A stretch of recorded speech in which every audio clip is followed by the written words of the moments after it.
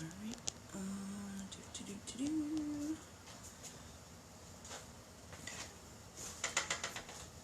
See, that's why I didn't want to. Alright, so you're live. I just gotta get in there. Yep. This is the practice run. What up? Where is it? Oh. I have a video. Okay.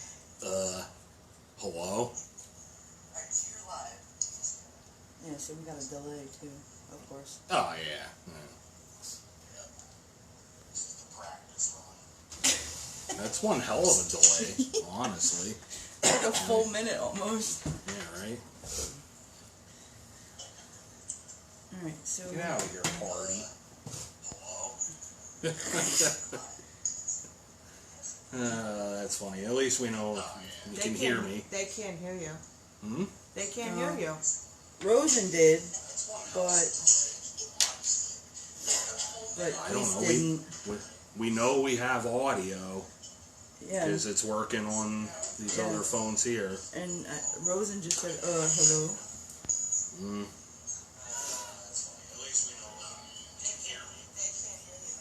Yeah. Shit. Alright, I'm gonna have to turn that down. Are you seeing who's coming in? Yeah. Alright. Should I just write down yeast? Yeah, just fine. Write Geester. Alright. Geester bunny. Make sure you say hello when you come in so that we know you're here. Yeah.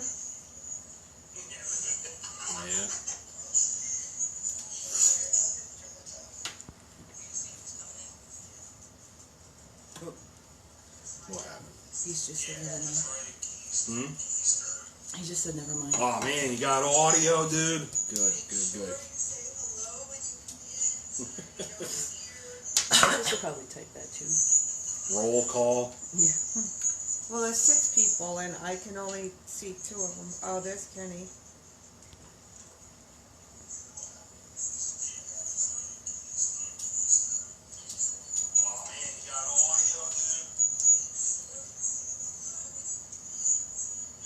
Alright, you go. Oh, I haven't been asked anything yet. Hold on, I'm waiting for people to get in. No, I know. Well, she's yelling at me to go. Quiet, D. Yeah. Laura? I don't know who that is. Dude, we're getting Laura's my boss, yeah. The Okay. volume's gonna have to fucking... Yeah. Could be a little louder. Yeah, not much we can do about that. Yeah, no, I don't think there's really a whole lot that can be done about it. I mean, I could... I'll talk louder, I guess. Yeah. Maybe we'll try it that way. See if that... Oh, man, are we really zoomed in now? Oh, yeah, I can see your pores and everything. Oh, dude, that's terrible. Well, it's fucking big enough, anyways. You want a mask? No. No, I'm not doing one of your fucking posh videos. No, a mask, like a face mask. Oh, so I thought you meant like a... I thought I was getting like a treatment here or something. Dual purpose video. Yeah, really, right? You know, it's exfoliating, kids. Good for so you. he said extra gold, buddy. Extra gold lager, the shit that fucks you up. My sponsor, or friggin' should be at this point in my life. Yeah. So, welcome to my Q&A video Facebook Live event.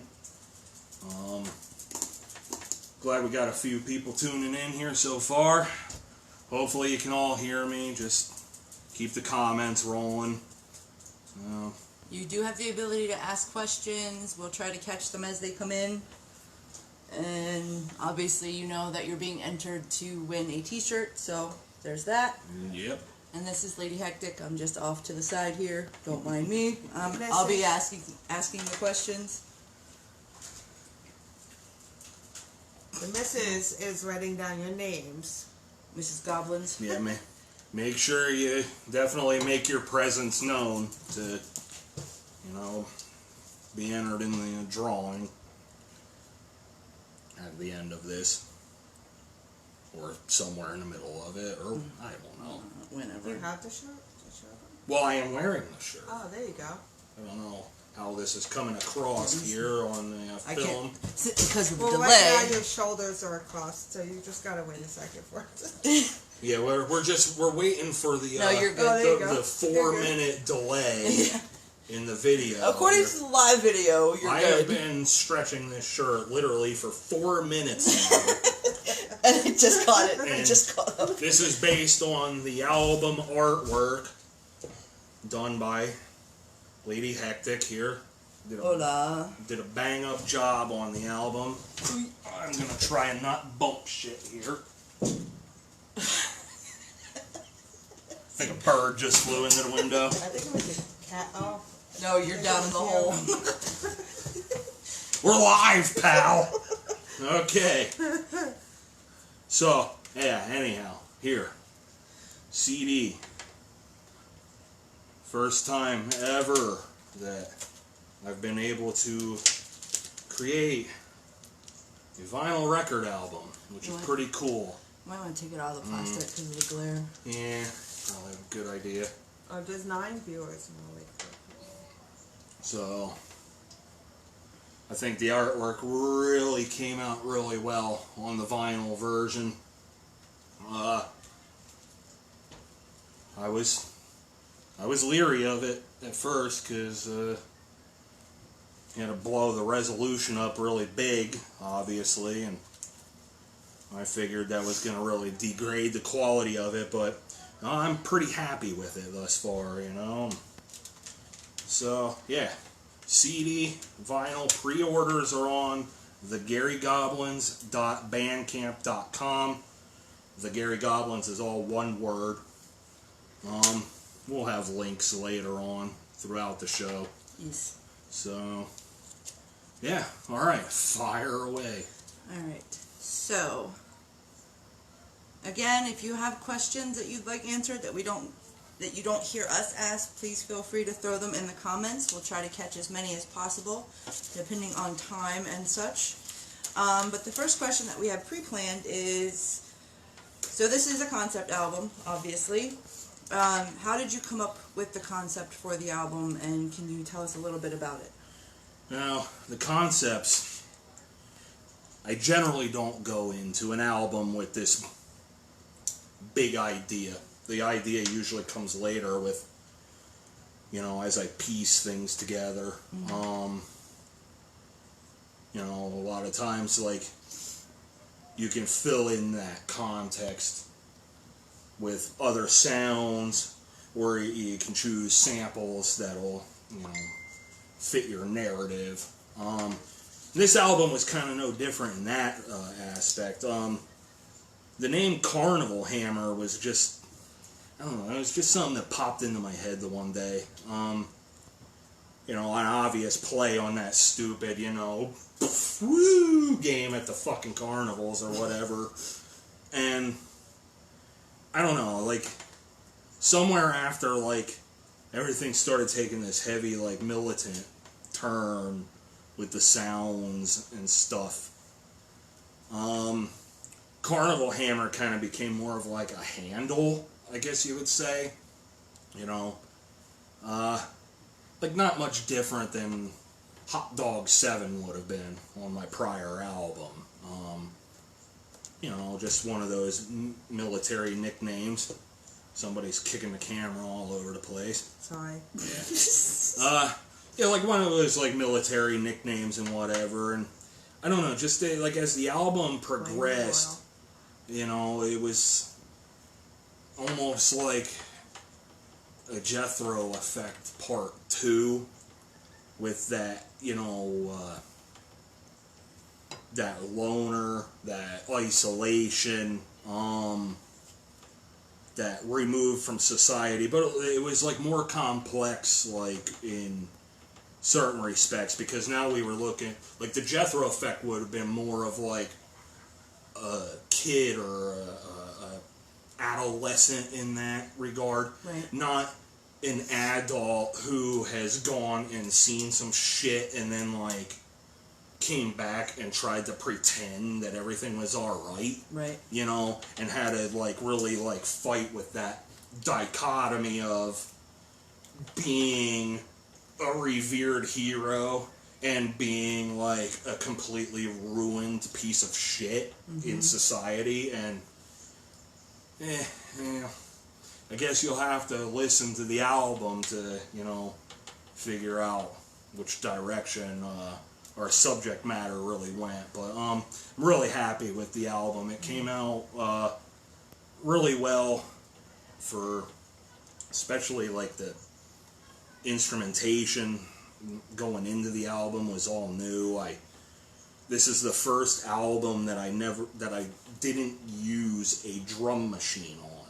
Wow, didn't know that. No, all percussion and percussive sounds and such were either sampled drum machines of like vintage drum machine sounds that I was able to like rip off of the internet, or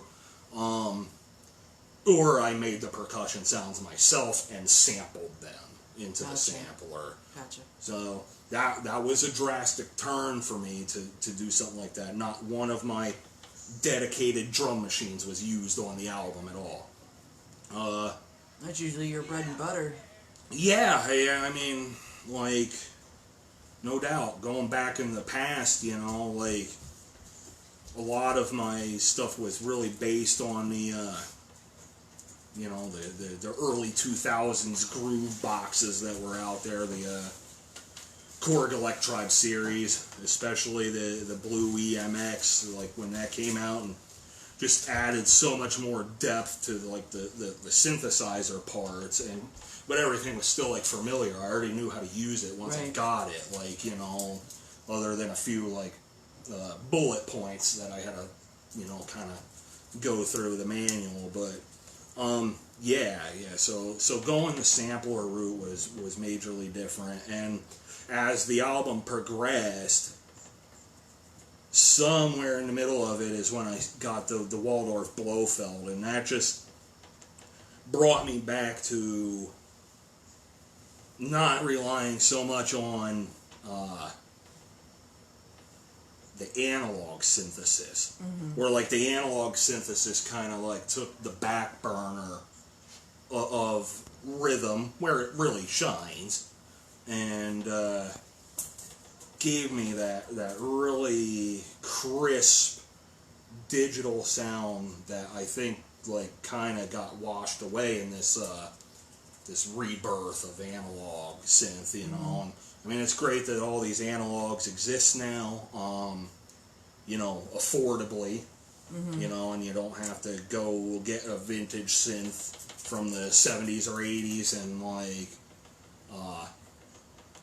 hope that it fucking works, or hope that you can get parts for it to make it work, or any of the above, like, like a Nintendo power cord. Well, right, a Nintendo power cord, or, even just a working Nintendo itself, like, they didn't work in 1985, you're still blowing in fucking cartridges these days.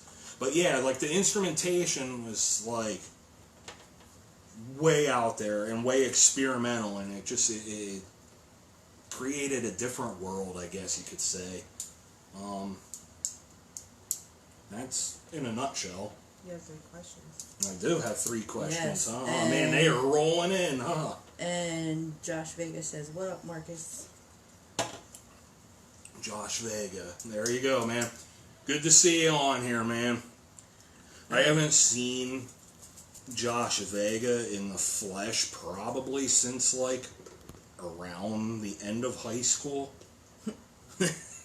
I mean, I've only seen. I have friends like that. I've only seen Rosen once in the flesh. But Speaking of, Rosen has a question. Okay, Rosen, what do you got? He's asked, "What's the biggest difference between making music now and back when you started putting music out?"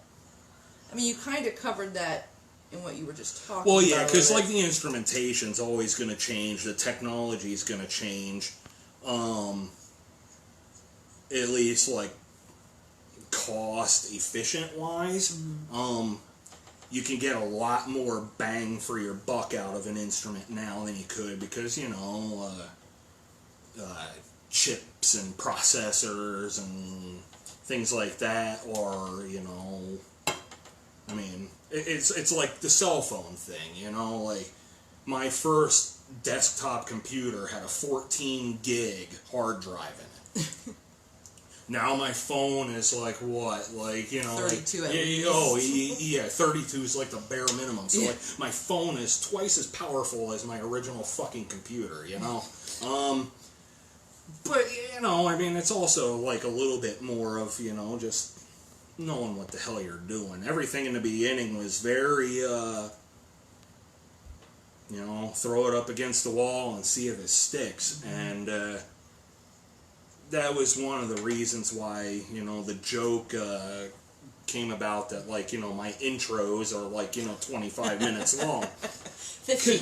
Right, 15. well, right, yeah. The whole song will kill like at least 4 hours at least. But like, because it was just experimental and everything as such with what I had at the time and my know-how was more of this floaty soundscape, I guess.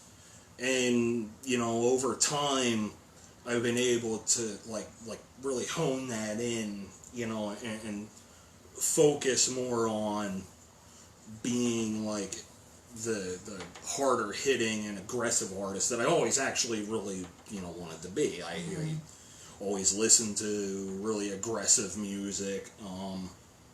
That's just that was my thing, you know. So now like, you know, I don't have to struggle as much to get that, you know, sound that I'm, you know, looking for. Josh just said, your music scared my kids the other day. Good shit, man. Sounds great, and I can tell you work hard at it. Cheers. Oh man, see, yeah, like scaring children, that's great shit right there. Like 2 people entered, but I don't know who they are. You know, like... Oh, if you're just coming in, make sure you say hello so we can get your name down for the drawing, please.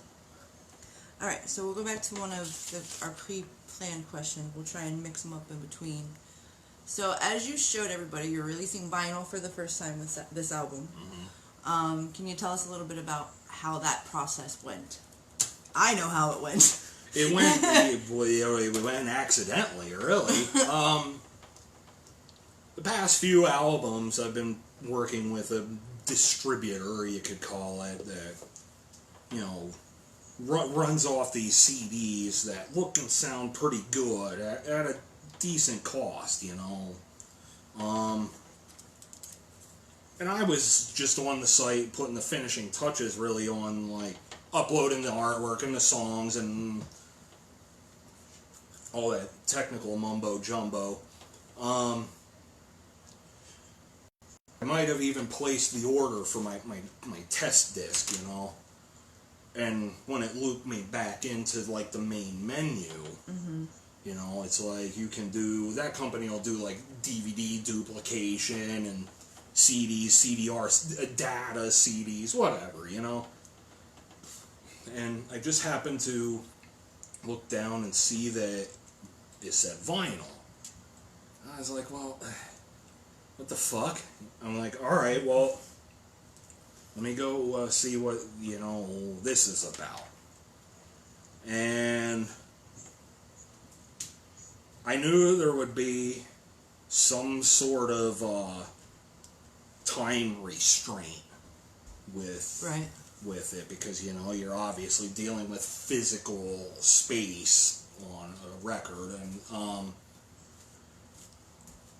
I guess first, you and I had done the artwork, because I needed to figure out a way, like, whatever program I had been using, I actually wasn't able to, like, resize the image to the specs for the cover. Right. And we got that underway, and then, like, I started uploading the songs, and I errored out on side 1, and I was like, shit. I'm like, another difference with this album is obviously its length of time. Like, songs and the album itself fly by on this. You know, it's not one of my hour-plus albums. It's really quick and fast-paced, moving, you know, from front to back. I'm like, how off am I? Right. So I went on Google, time calculator, and I added up the time of the songs on side A, and I was off by 26 seconds. So I made an abrupt edit to one of the tracks. After and much discussion, if you were even going to bother doing it. I kind of didn't want to bother doing it because if I had gone back to the original source and my equipment, my ADAT and shit, that really would have just really bit me in the ass because I'm trying to get this album going after all this time, and I didn't want to go back and remaster and remix a song, but I was able to kind of do it on software with the master track that I had already uploaded, Right. and I just kind of made an edit to the front and back of one of the tracks, and anybody that listens to the CD or the digital download and listens to the vinyl will catch the difference because it's obvious. 26 seconds. You're getting 26 seconds less music by buying the vinyl version. So, sorry. Sorry. I don't know what to fucking tell you there. Alright, so your sister wants to know how many extra goals you've had. Today? I don't know. Who the fuck counts these? I don't know. Not really real. It's just dirty 30 for like $14. No, I poured iced tea in here and I got everybody friggin' thinking I'm shit-faced. Right. Here, Exactly. Yeah, okay. I don't know. I guess I probably had about a 6-pack. Alright, so next one we have is which track do you think best represents the album as a whole? Oh boy. I know it's kind of difficult because of the progression through as it follows. Yeah, I mean, obviously it's summed up with PTSD. That's the final breaking point. Leading up to that are kind of just things in the timeline of someone's life that went wrong. It kind of jumps around storyline wise, between the military issues that we're coming home with, and then like a lot of kind of juvenile delinquency, foster system, petty crime as a younger person, getting thrown out of, a foster system, just generally being uncomfortable. So, it definitely climaxes with PTSD, but if I really had to say, what I feel is the most important song on the album, it'd probably be The Last Man on Earth. Because that's, where you really take, a step back, like the couple songs right before that are really hard-hitting, punishing, chaotic, you have a lot of military reference,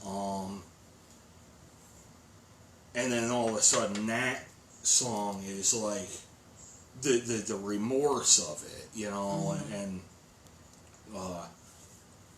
that feeling of, no matter how many people you're around on a daily basis, that you're the only person that's out there, and you're just kind of alone with your thoughts. And I think it really 360s the character into the second half of that album, and and from there it flashbacks, a little bit here and there, and but that really to me sets the tone of the character overall, and just generally the mood of the rest of the album to come. Cool. Let's see. So, well, Boyd asked if there's going to be a rerun of this, which we have yet to figure out if we'll be able to post. We should be able to post the actual video since it's a Facebook Live. Yeah, I But guess we'll you have can to- just reshare it and whatever. Yeah. Yeah. We'll have Yeah, to I know a lot figure of that out a once lot we're of the done. European contingent here in the Rootwork Collective. I mean, obviously, it's getting really late. But he popped in. He's eligible for a T-shirt. Yes. By damn it! He's on the list. All right. All right, so the last ones I have are fun questions. So let's do. Boy. Geese asks, how does the Gary Goblins differ from your last album from your other persona, the Elf? The elf thing. Alright, so maybe some people don't get the general synopsis of me as a character. Like, I never wanted to kind of be like, you know, hi, I'm Marcus and I'm in this band. Like, I kind of had a persona within the persona. I take a lot of that bullshit from pro wrestling, honestly. Like, very, very character driven, and what once upon a time was secretive, and you didn't let people. Now, like, you know, the cat's out of the bag, and everybody's just like, hey, I'm a fake fuck, you know, and on wrestling, that is, like, and In general. you know, a lot of them are fake fucks in general too. Yeah, but this is why wrestling is a reality to me. You're used to it. So I was like the elf of the Gary Goblins, okay. And I guess it was, Gary and the Goblins. Yeah, Gary and the Goblins. All kinds of multiple personalities going on, man. Goblins. Yeah. But anyhow, around 2005, Remembers when you band. I was working on the Slaughterhouse Spectacle album. Me, myself. And, you guys are right here. Sorry. That's alright. Yeah, around 2005, I was working on the Slaughterhouse Spectacle, but, like, I also had this, like, cache of songs off to the side that just didn't fit that album. And I thought it was going to kind of be, like, a one-off, and I decided to release something under that name. Which, in 2016... it kind of came back with the Physmo 5 album, and I came to realize it was kind of more like an ambient side project versus anything else that I was doing.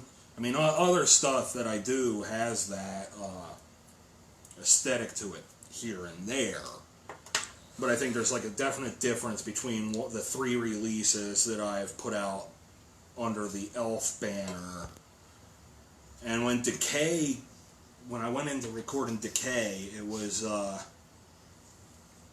was listening to, like, a lot of Berlin School, Tangerine Dream, Nothing But Noise, which was a side project of Front 242.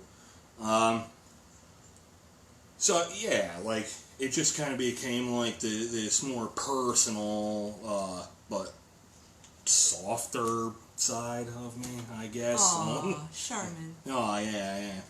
Yeah, squeezy like a fucking roll of toilet paper. Yeah, okay. But, There's a shortage. that's yeah, I mean, that's it in a nutshell. You know, and I think that the elf thing is going to definitely be, you know, a persona that I revisit in the future.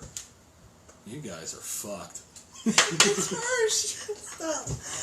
Anyway, Boy just said, reminds me of I'm a dude playing a dude disguised as another dude. Well, yeah, kind of, right? It's pretty accurate. Alright, anyway, moving on. You guys will be okay for like 2 minutes. Go calm down. Sorry, Mrs. had to exit for a few. She's having a moment. Alright, Yeah, it's all fun, right? Rosen asked, do you have any older tracks that you'd want to maybe go back to and redo with your new techniques and equipment? off the top of my head,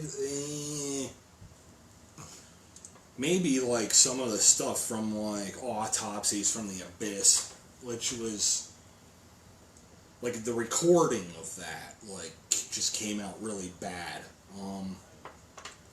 I was really experimenting. I didn't even have multi-track recording at that time. I was literally doing like live improvisations into like the mic jack on the 14 gig, desktop I mentioned. And like I think there's cool work and there were cool ideas on there, especially from that being like an album I was much younger and much more green. Mm-hmm. But just the overall quality of that album always kind of really bothered me, and that could be fun. I mean, I did kind of do that with some tracks a few years back for my first release, The Great Gimmick in the Sky, and for one reason or another, it didn't really pan out. But a few of them have definitely made live playlists. That's what I was just going to say. They've all had to adjust for live shows too. Right, yeah. I mean, that was live was a whole nother curveball in everything. So like, yeah, I mean, it's not out of the question, but I can't really pinpoint like right now. Like, I just want to go back and remix that guy. Like, right.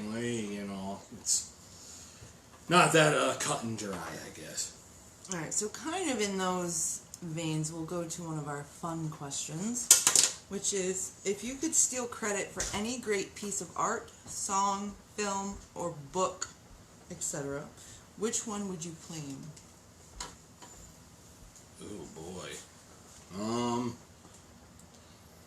I'm just going to start asking random people that in the street. Yeah, no, because it's a good question, because I think you really learn. I think everybody like has that one moment where like either like a stupid invention comes out and you're like, oh, I wish I had thought of that, or even yet like that was my fucking idea, right. And these people stole it on Shark Tank, But yeah, we've all had that. We've all had that, run through our head at one time or another. Song-wise or music-wise, like album, anything. I wish I could take credit for Front 242's Off album.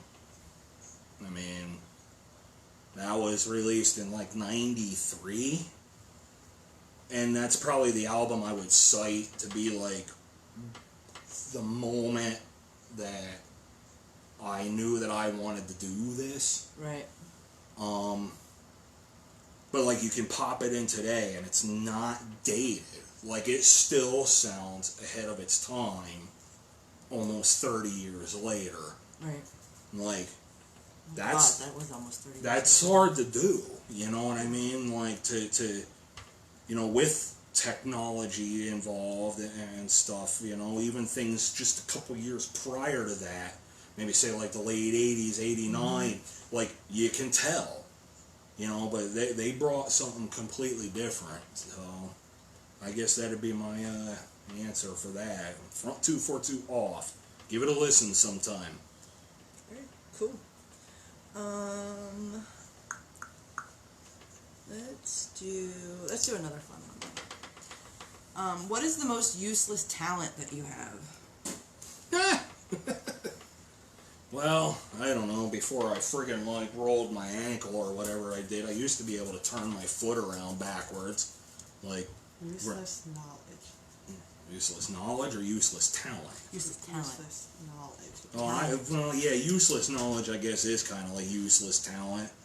I mean, yay, I played along with Jeopardy and did good that night, Yeah. Yeah, or yeah, like things like who won the first fucking Royal Rumble or whatever. Yeah, it's definitely not getting me anywhere in life. But yeah, I don't have too many stupid human tricks left in me at this age, anyhow. It's because you're so terribly old. Yeah, I feel it sometimes. I definitely feel it. Alright, so Keith asked, the pandemic forced electronic music to go online even more so than it was prior to. Do you see that as a good thing or a bad thing? I think really honestly for me personally it kind of didn't really make a difference.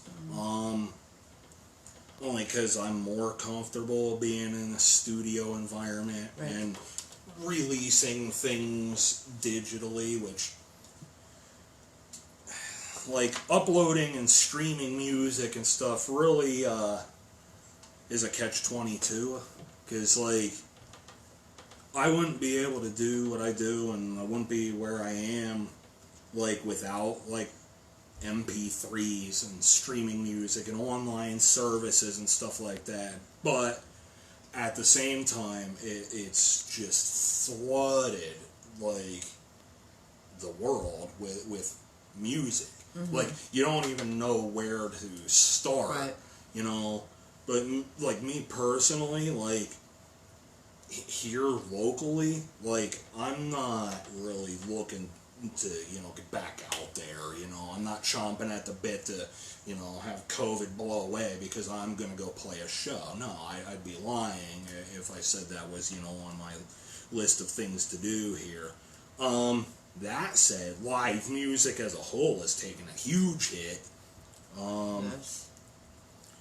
You know, like me being more inside the box don't matter, but there are a lot of people that, you know, really relied on, you know, the weekend gig to, you know, support them.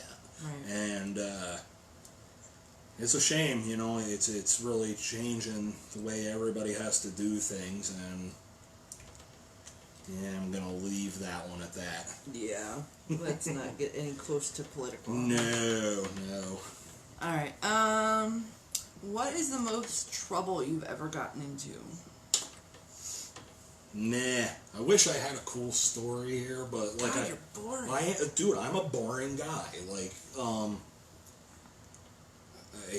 no. Like, I mean, I've had the cops call on me a time or two for, like, you know, trashing somebody's car, or, like, you know, having a BB gun or something, you know, but, like, no, I'm not this wild hellraiser that friggin' has always been running in with the law or anything like that. No, I'm pretty much a get up, I go to work, I come home, I twist some knobs on some weird instruments, and go to bed early. Alright then. Moving on. Boys asked, do you play any other instruments other than keyboards and drum pad?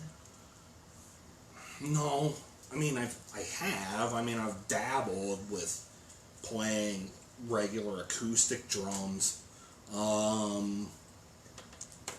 You know, I had a cheap, like, shitty guitar when I was a kid, and for a while, McEvil had the bass guitar that was, you know, at my disposal to use, you know, but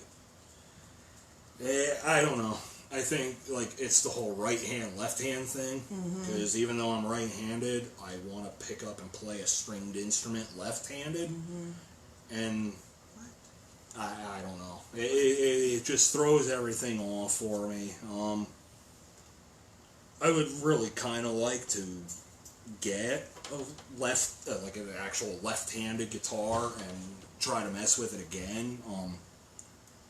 You know, it doesn't even have to be like good, because like I don't like I make industrial music. You know what I mean? Doesn't have to be good because I'm not. Well, no, no, I'm definitely not good at that. You know, like,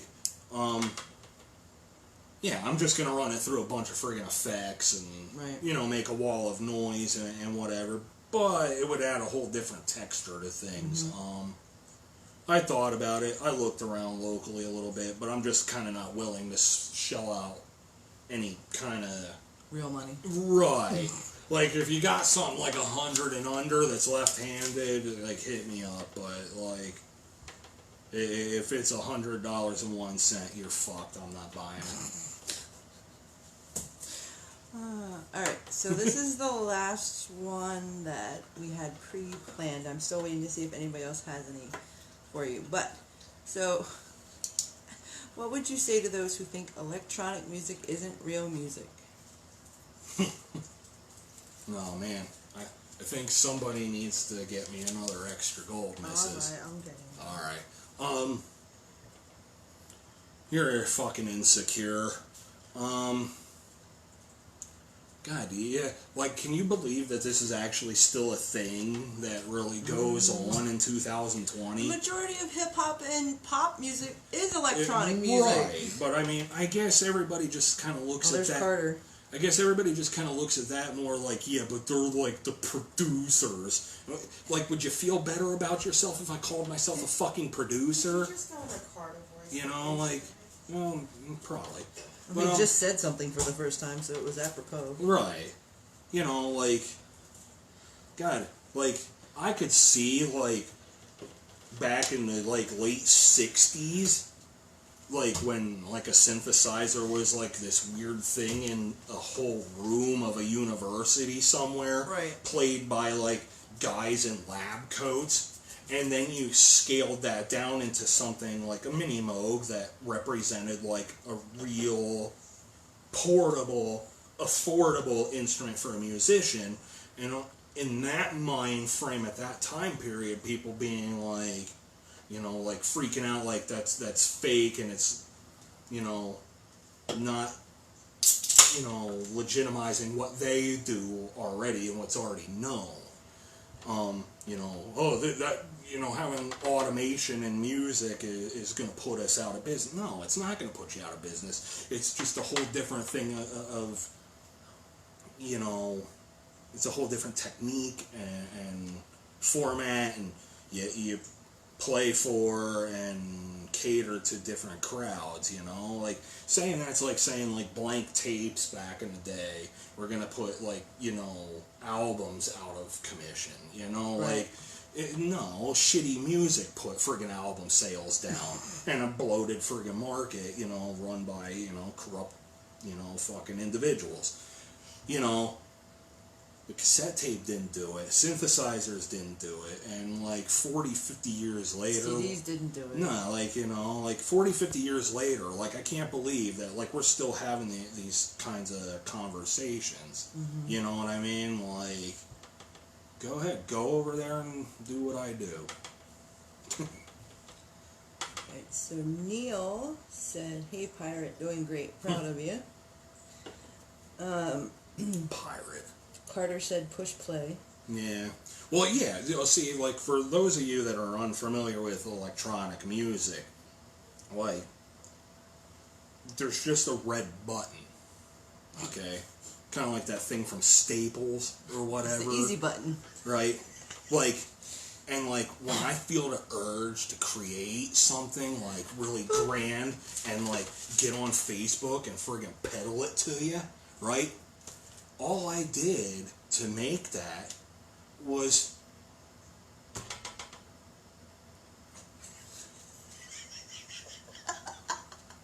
fucking nonsense. Like, yeah. Anywho's, moving on. Kelly Possinger? Mm-hmm. What band got you interested in making industrial music? I know we kind of covered that already. Well, yeah, I mean, because, like, Front 242 was the thing that, like, sealed the deal on it, but, like, I wouldn't have known about Front 242 if it wasn't for getting into Ministry first. Mm-hmm.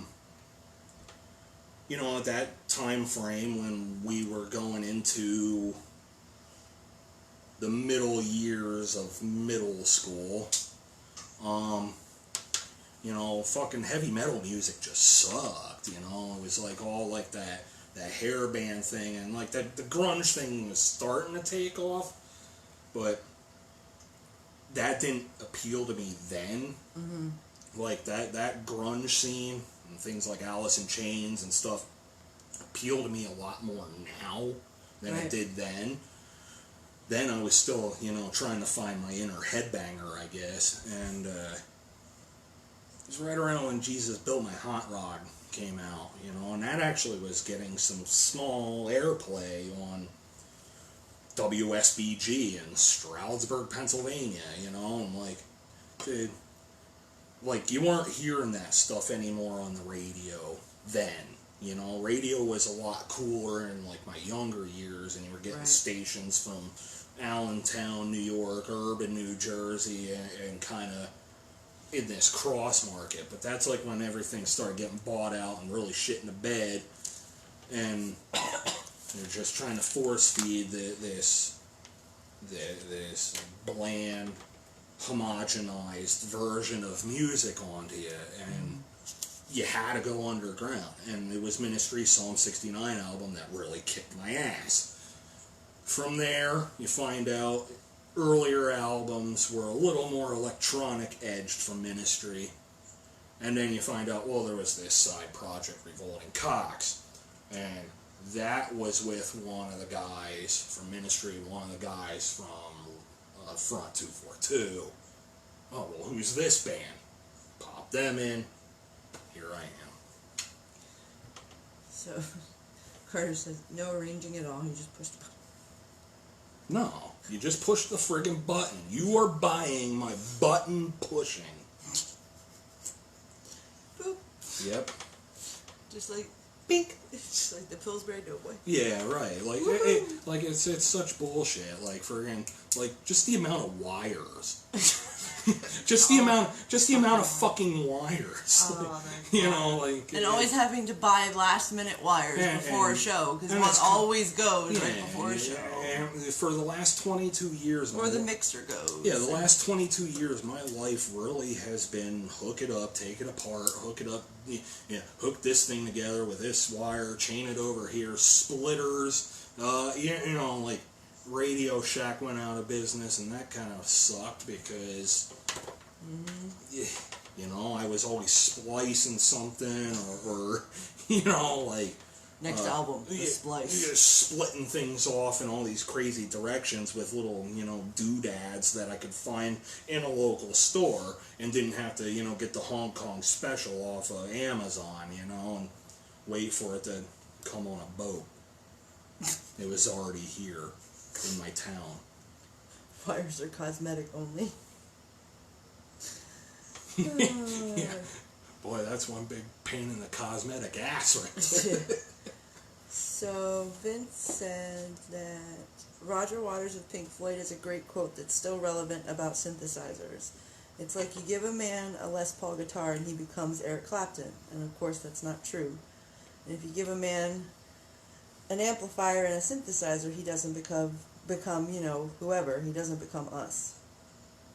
And that's funny if that came from Roger Waters. Yeah, right? Because he was the bass player.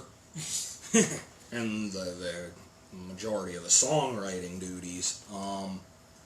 So, like, that's cool. That shows you somebody from that time period that we were talking about early on that got it, you know, and understood, like, the forward thinking. And from that time period, there really was very few of those, like, classic rock artists or people coming out of psychedelic music that really embraced technology. I mean, yeah, you had some bands that had a keyboard guy, or you had, like, Emerson, Lake and Palmer had the big spectacle of the Moog modular and stuff, but, like, Floyd really embraced technology equally with conventional instruments, and I always kind of give credit to Phil Collins, which might seem like an unlikely guy. Almost fell out of my chair. Yeah, it might seem like an unlikely guy for me to reference, but, you know, like, drums in the 1970s, I think they sounded like shit. Like, everything was really like a cardboard-y kind of flat sounding, and when, like, the drum machines started coming into play, and the better production on drums, he was not afraid to go there, you know. No, and you can like them drums, it, like, I mean, everybody beats on their fucking steering wheel when they're in traffic, when in the air tonight. I was just gonna say, know, like, it's large. I can hear it in my head right now. It's large and it's in your face, and then there's like sequenced elements to, you know, his percussion line, and, you know, I think it's cool. But yeah, a lot of those people stayed back there, you know, up here. Right. Right. So I think that's pretty much it. That's all the questions that I had, and all the questions that, well, minus one. I don't know if you want to discuss the cover art controversy that was. Yeah, What your opinion on it? There is no controversy with it. It sells the story, and it sells the story better than I could have ever, you know, sold it on my own. It was. I went into it with, like, I didn't want to do the cover art. I hate making an item a package. So I just kind of put the word out there, and Lady Hectic here really stepped up. There was a small number of voices out there that disapproved of certain elements of the artwork, and I'm sorry, but, you know, like, this is art, and I've never been anybody, especially as a DIY artist, that was gonna, you know, succumb to censorship. I mean, maybe if I was, like, a bigger deal, you know, like, and well, I mean, like, in, like, that I had people that I had to answer to. Right. Not just random people that, like, I barely know, you know, like, if, like, you know, there was a big budget involved and I was gonna lose, you know, yeah, okay, maybe you would kind of rethink it, but absolutely not. Like, it's homemade, and it is what it is. Alright, so we're all out of questions, so we're going to do the drawing for the t-shirt now. Yep, we're ripping up pieces of paper with their names on it right now. Actually, no, what I'm doing is, whoops, not very well, is you'll see that the list of people here are numbered. All I'm doing is putting the numbers on little scraps of paper, so we can't even see what number belongs to what person. And then we're going to pick it, and whoever wins, send me or Marcus your mailing address. Yeah, well, one of us will message you And your to size. get your size and everything.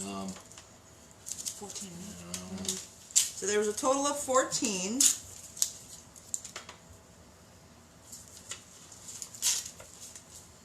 Sorry, I got one more. Bucket. Bucket.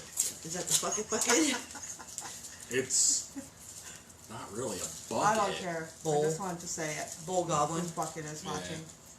And so is Carter. So, Alright, so individual scraps of paper. See? Can't see the numbers. Shake it up. into the well-used Tupperware container you go. There's pasta stains and all. Yep. I don't care. It's holding my Definitely. Twizzlers. This container had wings in it, pasta in it. Now it has your number in it. Let's see. Drum roll, huh? I tried. I have number 11. Number Neil. 11. Neil, pirate, wins a Gary Goblins t-shirt. Congratulations. Yay! Nice.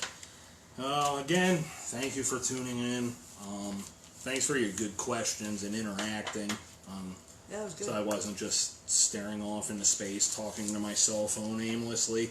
Thanks. Tell Leroy I got Oh, the yeah, team in well, there. I mean, obviously we had, questions here, but, the interaction is, with the public really made it, different, So, yeah, no, you... I don't know.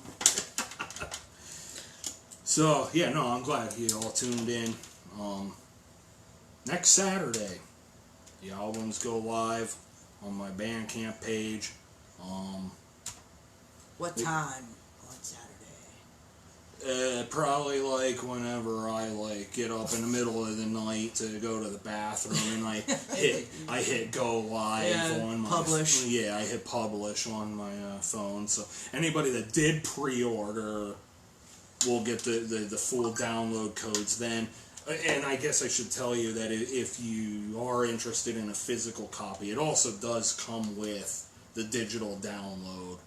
Because, shipping times for physical copies are obviously going to vary, especially with the vinyl production. So, Thanks, COVID.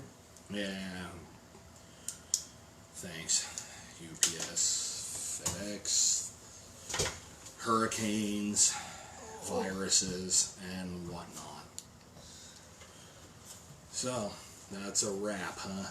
That's it. Uncle fucking Ryan. Yeah. Well, I guess until next time, this is GG saying Uncle fucking Ryan.